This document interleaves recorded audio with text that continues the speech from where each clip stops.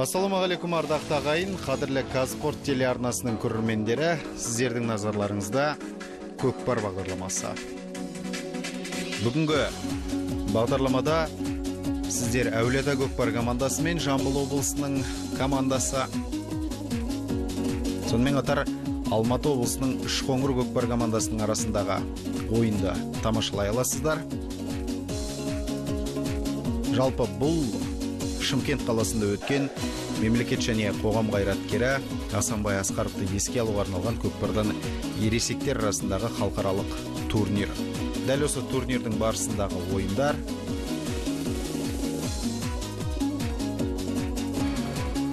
осы ойында жеңген команда финалдық ойындарға жолдама алатын болады.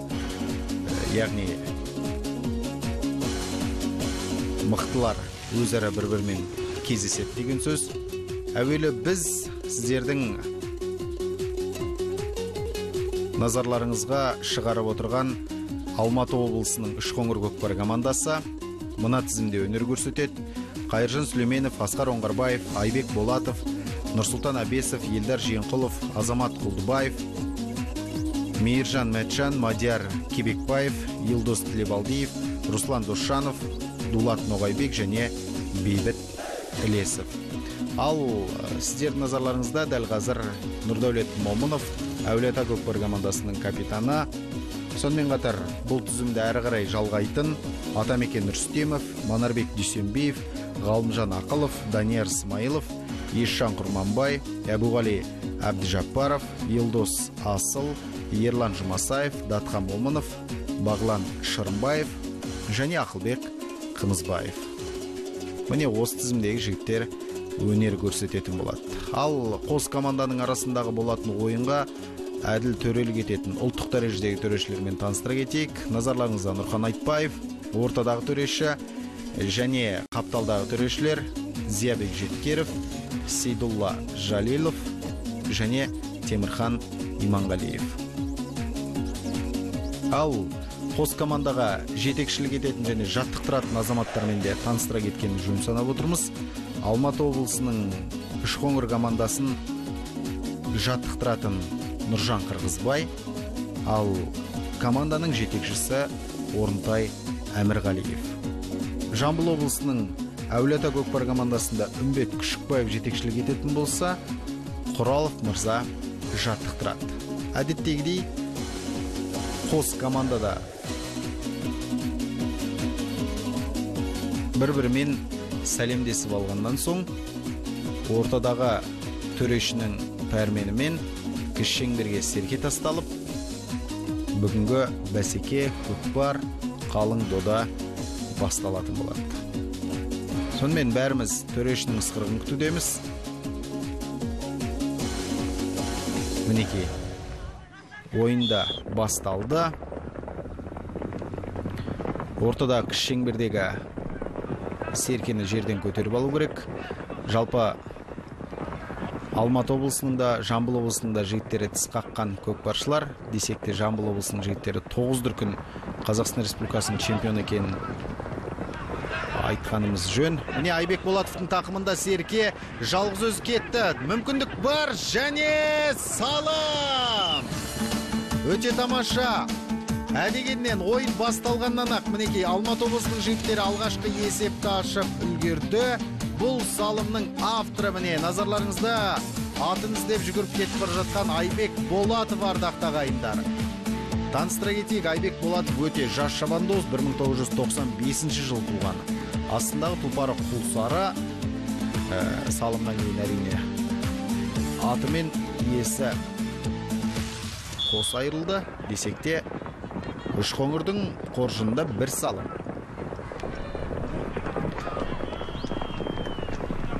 Қазақстан Республикасының көкпардан ересектер арасындағы 9 дүркін чемпиондарын мінекей бірден әдегеннен ақ бір салыммен есепті ашып үлгерген Алматы облысының жігіттері расымен де жарап тұр. Бағлан Шырымбаевтың тақымында серке қазір және қазандықтың түбіне келген сәт. Салым болар мекен? Әлде болса айқас және жалғыз өзі шықты және салым. Не деген тартысты ойын, ардақты ағайын, қараңыздар. Бұл салымның авторы Бағлан Шырымбаев мінекей сіздердің назарларыңызда. Таныстыра кетейік, 1982 жыл туған шабандоз. Астындағы тұлпары Қазанбас. Жамбыл облысының ойыншысы мінекей ойынның 3-ші минутында есепті теңестірді. 1-1.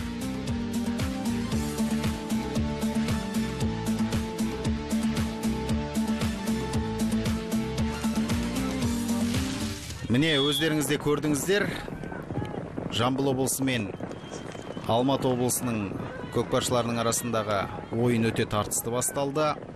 Алғашқы 3 минуттың өзінде қос команданың жігіттерде бір-бір салымнан салып үлгергенін байқатты. Демек, бұл ойын бұрынғы ойыннан өзгерек болатын шығар.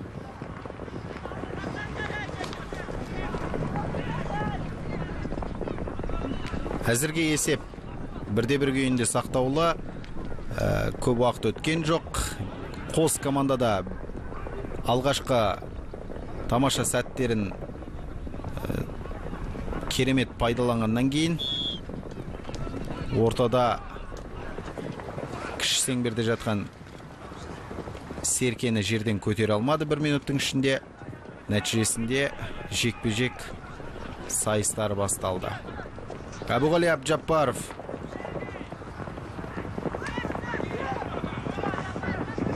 Серкені жерден көтергенін көрдіңіздер.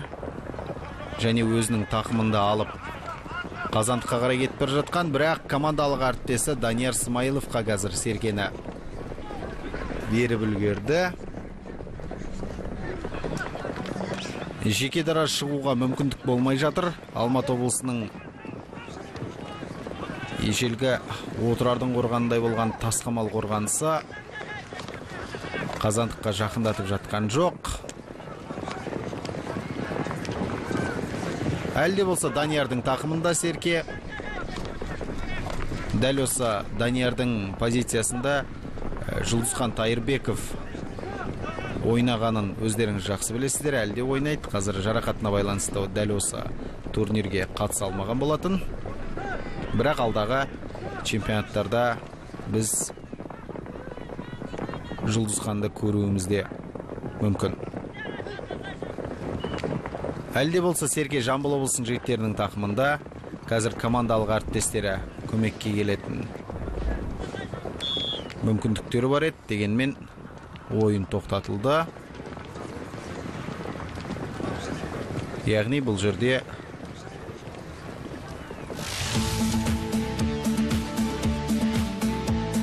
көкпар ережесі бұзылған сыңайлы. Нұрдәулет Момыновты қазір Қаранарға отырғызды. Алматы облысының ойыншысы Асқар Оңғарбаевты қамшымен сабаған үшін. Әрине, ойынның барысында бұндай жағдайлар болады. Есесіне төреші дұрыс шешім қабылдаған сияқты. Қазір тағы да Алматы облысының шабандозы екінші нөмірдегі Асқар Оңғарбаевты қайтадан Қаранарға отырғызды және салым салуға мүмкіндік. 3-3 ойнаған жігіттердің арасынан сытылып шыққан Жамбыл облысының палуандары. Атап айтқанда Данияр Смайылов тағы бір салымға қол жеткізді ағайын. Қараңыздаршы. Әрине Бағлан Шырымбаевтың көмегімен. Тамаша. Қаранарға отырғызған спортшыларды айтып ауыз жиғанша Жамбыл облысының жігіттері екінші салымдарына қол жеткізіп үлгерді. Данияр Смайылов таныстыра кетейік. 1982 жыл туған шабандоз, астындағы тұлпары Құрма. Жамбыл облысының ойыншысы мінекей екінші салымға қол жеткізіп, командасының мерейін үстем өтіп отырған жайы бар. Тағы да жамбылдықтар Серкені тақымға басып үлгерді. 9-шы нөмірдегі Ерлан Жұмасаевтың тақымында Серке.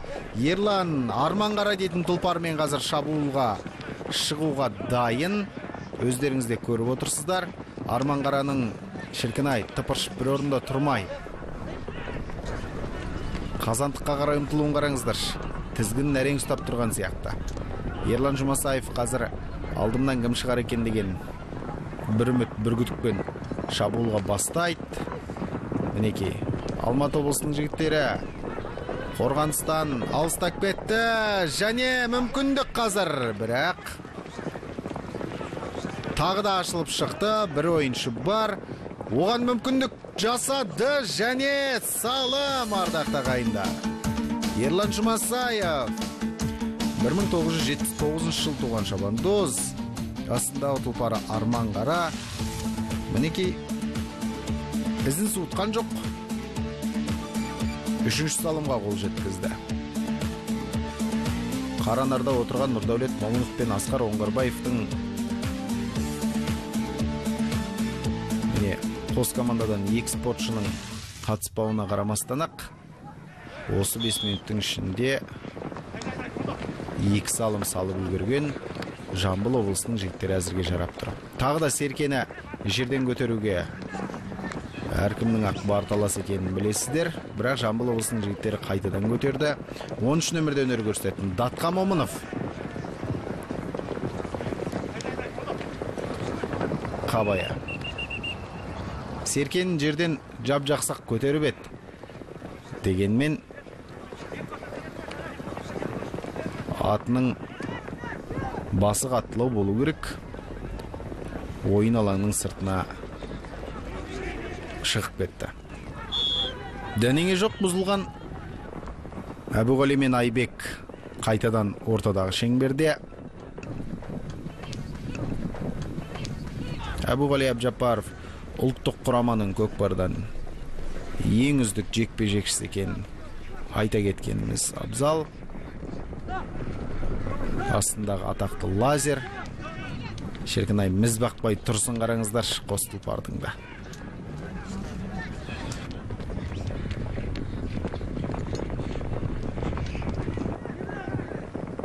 Жылы болар ма екен, әлде Айбек Болатов өзі жармаса ма? Командалық әріптестеріне әдемі ұзатып үлгергенін көрдіңіздер Серкені. Нұрдәулет Момынов қайтадан ойынға араласқан екен. Мінекей, атты қамшылап Нұрдәулет Момынов Серкені тақымға басып, қазандыққа қарай ұмтылған сәті. Міне, әзірге ашыла қойған жоқ жалғыз өзі. Дегенмен, қазір өтіп кетуге мүмкіндік бар және жалғыз салым. Өте тамаша. Нұрдәулет Момынов ардақты ағайын. 1979 жыл туған шабандоз. Астындағы тұлпарын ракета деп жазыпты. Жамбыл облысының ойыншысы, команданың капитаны. 4-ші салымда еншілеп отыр. Ойынның 14-ші минутында. Бәрекелді. Ойынға араласқаны сол еді. Бір салымға қол жеткізді.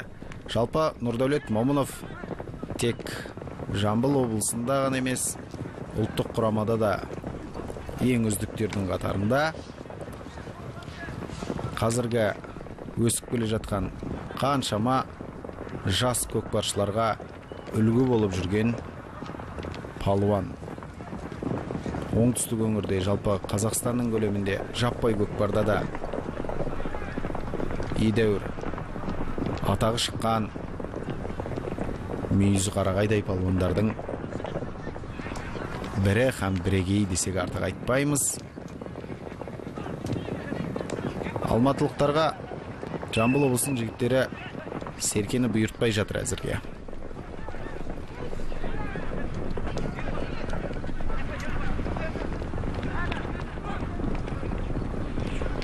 Бірінші таймның 15 минуты артта қалды.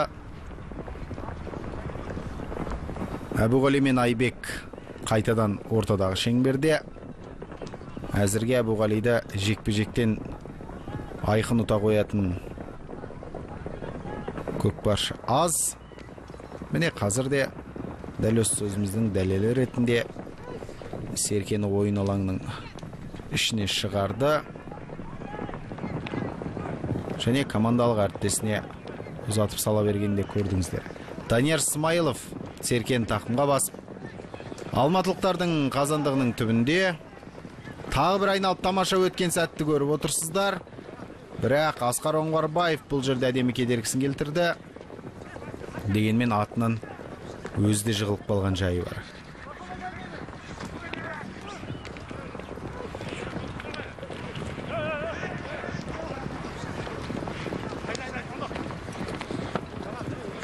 Қандай тартысты бәсеке.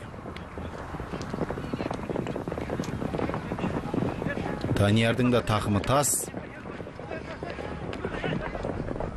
Қазір Данияр Ғалымжан Ақыловқа Серкені берген екен. Ғалымжанның қолынан келер ме екен тағы бір салымға иелік ету. Бірақ алматылықтардың тартысындағы тәрізі бөтен бұл кездегі.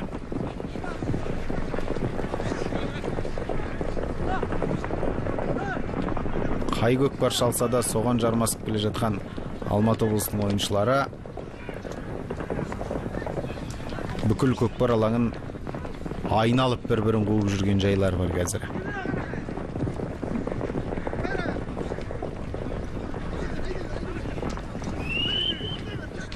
Қызыл жалаудың көтерілгенін көріп тұрмыз.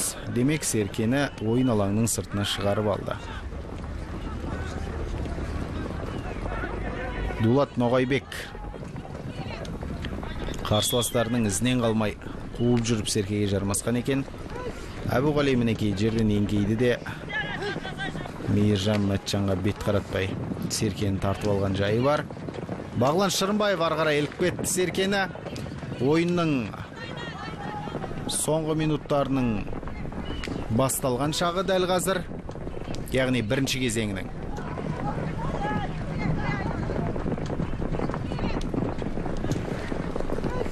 Бағлан Шырынбаев Серкені тақымға басып мінекей. Нұрдәулет Момынов екеуі бірге.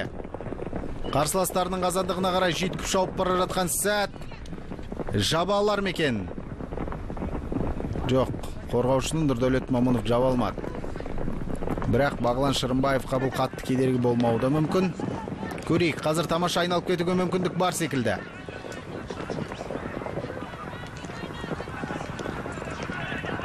Міне тамаша. Қос ойыншы.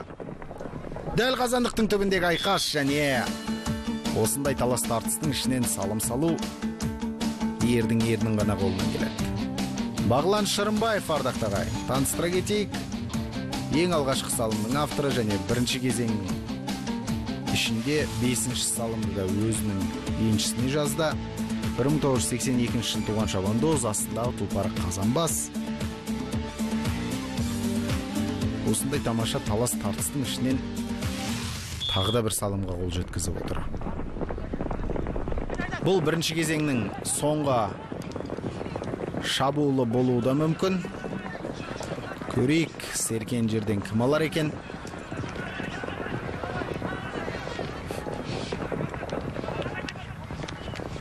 Жамбылдықтар еңкейді мінекей. Серке қолға ілінді. Данияр Смайылов болуға тиісті. Жоқ, Датқа Момынов екен.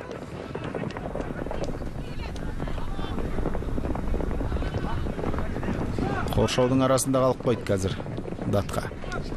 Міне қазір шабуылға басады. Қамшыны басып сауырдан. Бауырдан тебініп аттың. Шабуылға қарай шығып бара жатқан сәтінде уақыттың аяқталғанына көрдік. Бірінші кезең аяқталды. Есеп 5-1. Әулиеата көкпар командасы алда.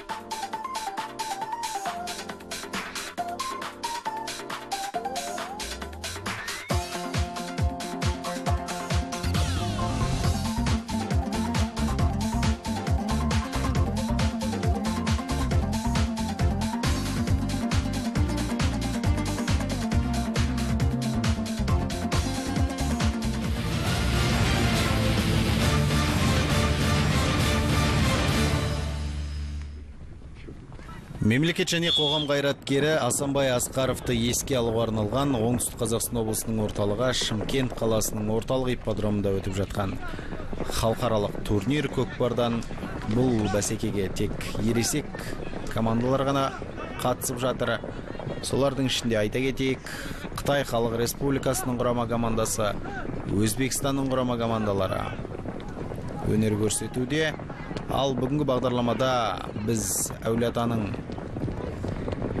Әулиеата көкпар командасы мен Алатаудың баурайынан келген Үшқоңыр көкпар командаларының арасындағы тартысты бәсекені тамашалап отырмыз.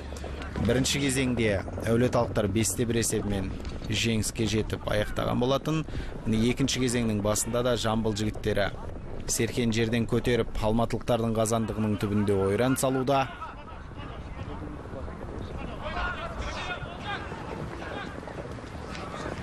Қараңыздар, қандай тартысты, тамаша сәт. Тақымнан алып алдына өңгерген кезде алматылықтар жабыса кетті. Бұл серкені тақымдап жүрген Есжан Құрманбай, ардақты ағайын. Қаперлеріңізде жүрсін. Жамбыл облысының Әулиеата көкпар командасы көкпардан 9 дүркін ел чемпиондары. Бұл команданың сапында Әбуғали, Нұрдәулет сынды, Бағлан, Шырымбаев секілді ұлттық құраманың сапында өнер көрсететін белді, білекті, жүректі ойыншылар бар. Осы себепті де үлкен жетістікке жетіп отырған командалардың бірі һәм бірегейі десек те болатын шығар. Екінші кезеңді негізінен Алматы облысының жігіттері барынша тырысып бағу керек. Қазір қазандықтың түбінде тағы бір салымға қол жеткізуге шақ қалған әулиеталықтарды көріп отырмыз. Серке алматылықтардың қазандығынан алыстап, жамбылдықтарға қарай жақындап бара жатқан сәтке куә болып отырмыз. Оған себеп Серкенің қазір Алматының Үшқоңыр көкпар командасына қарай ойысуға.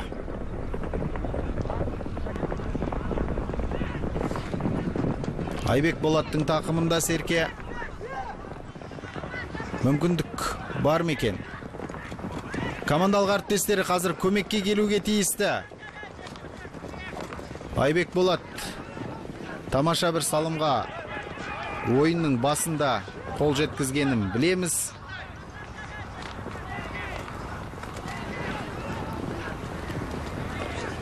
Әзірге ешқандай да екінші кезеңде есеп ашылған жоқ.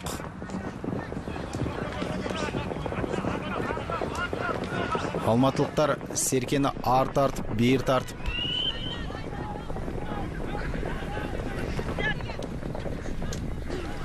Қарсыластардың қазандығына түсіре алған жоқ. Есесіне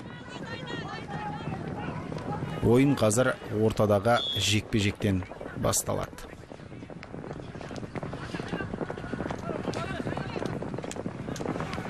Әбуғали мен Мейіржанның арасындағы жекпе-жек және жеңімпазы тағы да Әбуғали Әбжаппаров. Әбуғалидің басты міндеті осы Серкені ортадағы шеңберден шығарып алу және одан пас алатындар көбінесе Данияр Смайылов пен Бағлан Шырымбаев екенін ойын барысында тамашалап отырсыздар. Осыған қарабақ Жамбыл облысының жігіттерінің ойынға тактикалары өте жақсы қойылғанын байқауға болады. Әрбір ойыншының өзінің атқаратын міндеті бар. Мәселен, Нұрдәулет Момынов көбінесе қорғаныста жүріп, командалық әріптестерінің салым салуға жағдай жасайтын болса, Әбуғали Әбжаппаров жекпе-жек сайыстарынан Серкені алып, астындағы лазер деген тұлпармен командалық әріптесіне ұсынады. Ал негізгі шабуылшылар Данияр Смайылов, Бағлан Шырымбаев сынды жігіттер. Және олардың арасында Ерлан Жұмасаевты да айтуға болады. Әрбір ойыншы бұлайша айтқан кезде құртырмайды. Әрқайсының өзінің миссиясы бар, өзінің атқаратын жұмыстары бар.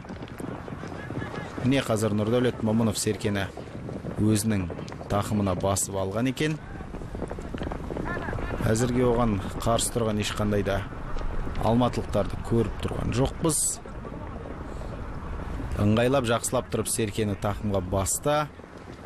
біраз дем алып алайын, кім не істер екен деп тұрған сияқты. Міне, шабуылға шықты. Алматылықтардың қазандығына жақындап қалған сәтте қорғаныстың да күшейіп кеткенін көріп отырсыздар.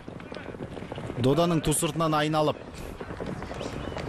бір салым салып кетуге мүмкіндік бар сияқты. Бірақ Нұрдәулет Момынов қазір командалық әріптесі Манарбек Дүйсенбиевке серкені ұзатып жүргеніне куә болдық.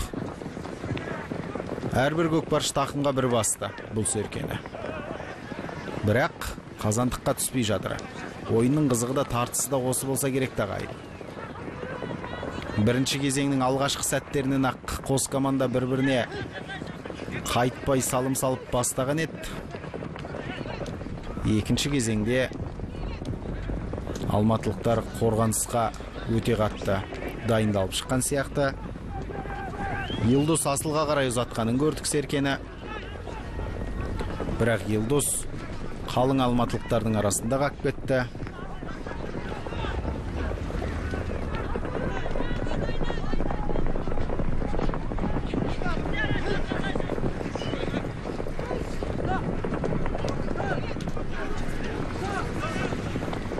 Әлде болса Жамбыл облысының жігіттерінің тақымында серке.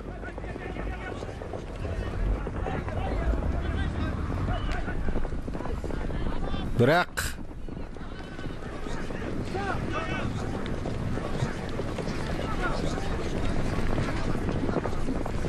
қазандықтың түбіне түспей жатыр. Йылдос асыл әлде болса серкені тақымдап жүр. Қазір Бағлан Шырымбаевқа ұзатып жүретін сияқты.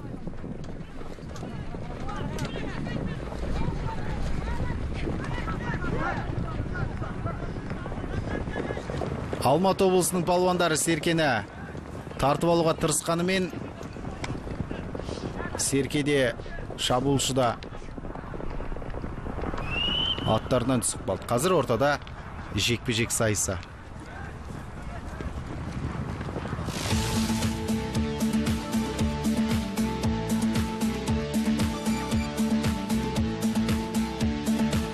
Міне 12-ші нөмірдегі Бейбет Лесовтың жарақат деп айтуға келмейді шығар, бірақ атынан құлап қалған сәтін режиссерлары қайталап көріністен көрсетті. Ортада жекпе-жек. Бұл жолы Ақылбек Қымызбаев шыққан екен жекпе-жекке. Оның қарсыласы Мейіржан Мәтжан. Қазіргі енді ғана көтеріліп келе жатқан жастардың арасындағы өте талантты ойыншылардың бірі. Мінекей Ақылбек Қымызбаевтан жекпе-жекте жеңіске жетіп шыққанын көрдік. Асқар Оңғарбаевқа серкені шығарып берді Мейіржан. Асқардан Айбек Болатов серкені тақымдап алды. Шіркін-ай, атының қандай жылдам екенін қараңыздар. Бағлан Шырымбаев артынан қуып барады және Ешжан Құрманбай да қалар емес. Тура қазандықтың түбіне келген кездегі жамбылдықтардың қорғанысы өте қатты күшейіп кетті. Қазандықтың түбінен күтіп алған спортшылар да көз шалып болғанын көріп отырсыздар. Айбек Болатов тақымы тастай палуан болатын, бірақ жамбылдықтарда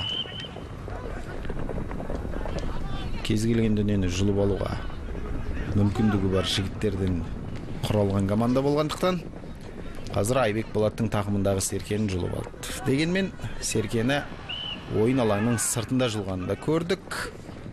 Ешжан Құрманбай мен Мейіржан Мәтжан арасындағы жекпе-жек. Әбуғали кішкене жастарды үйренсін деді екен. Өз жекпе-жектен сәл-пәл тыс қалуда соңғыларынан.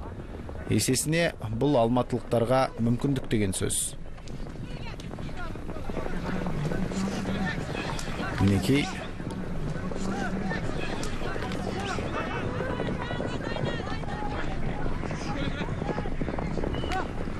Мейіржан Мәтжан Әбуғалиден басқаларын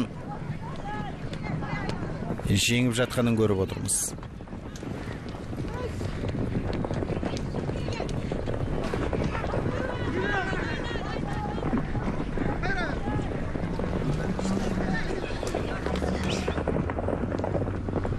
Екінші кезең өте тартысқа толы ойын болып жатқанымен ешқандай да салым жоқ. Расында да бір-бірін алдап болмаса жай ғана алдау сұратып ойнап жүрген ойыншыларды көзіміз шалып отырған жоқ.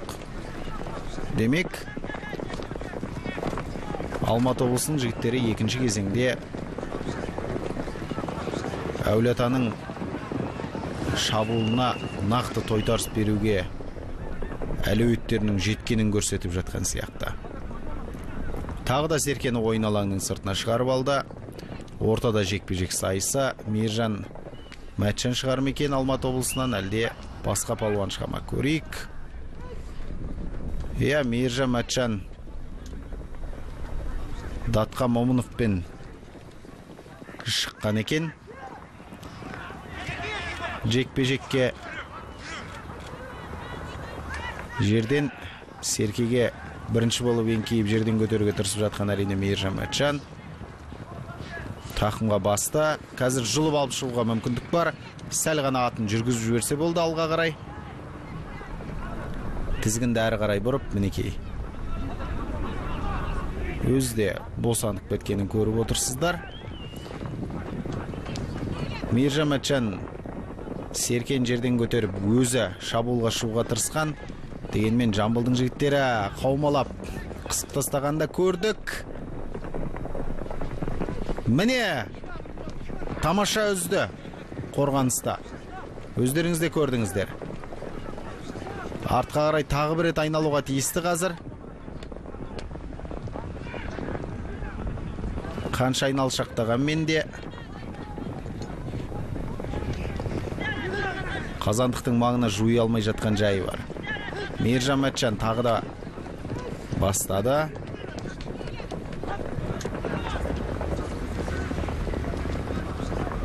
Жамбылдың жігіттері Серкеге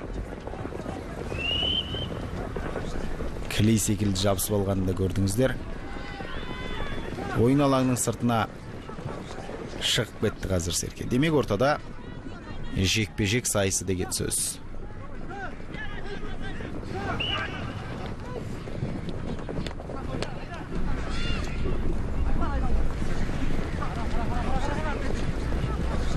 Абу-Али Абдыжаппаровтың өзі қайта шыққан екен, бірақ бұл жолы лазермен емес.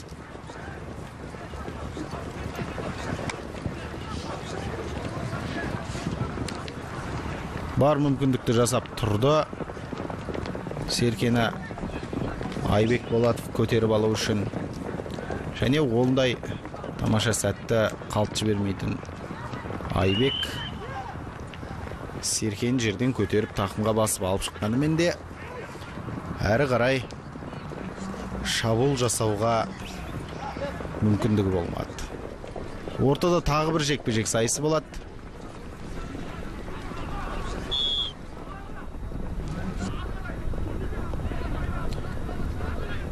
Әбу мен Айбек қайтадан ортада. Еңкею керек енді. Әбу де шаршаған сияқты. Бастапқыдай бірден еңкейіп іске кірісіп кетіп жатқан жоқ. Есесіне Айбек Болатов мінекей Серкені жерден көтеріп, сол қолмен көтеріп, оң тақымға қарай басып алғанын көрдіңіздер. Және әрі қарай өзі шабуыл жасауға тырысатын палуан.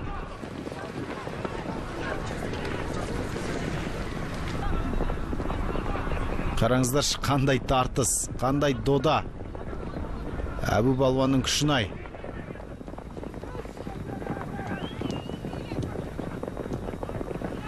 Дегенмен Айбек Болаттың тақымы таста екенін көрдік. Командалық әріптесі Елдар Жиенқұловқа Серкені ұзатып жіберді.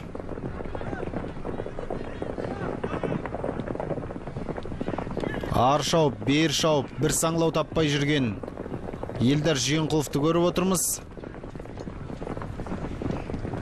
Елдос асыл қазірі. Елдар Жиенқұловтың тақымындағы Серкеге жапса кетті.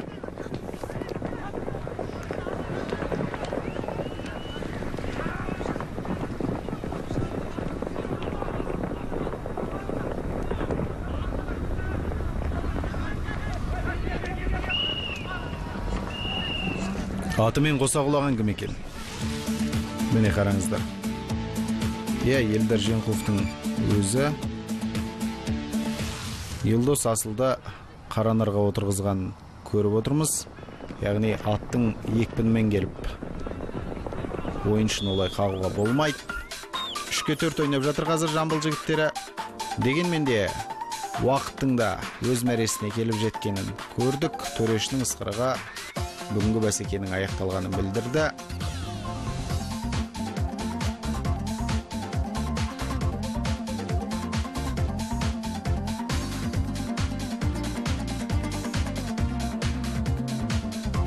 Екінші кезең осылайша 0-0 есебімен аяқталды.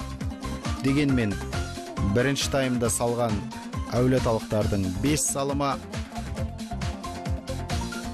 өздеріне жеңіс алып келген жайы бар.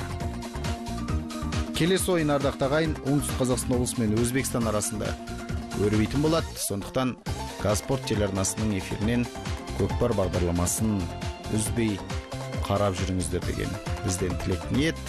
Бұл бағдарламаның режиссерлары Руслан Дәулетов пен Жарқын Барақбаев, ал комментатор әдеттегідей мен Қайырхан Мәулен. Аман сау болыңыздар.